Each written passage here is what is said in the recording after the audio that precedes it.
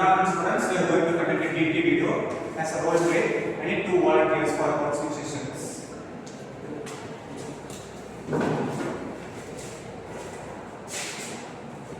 They are going to do a role play as a counseling sessions. She is a therapist and you are the client. I am going to give some instruction to the client and he is going to act like that. You need to identify what are the non-verbal cues he is going to do in this session.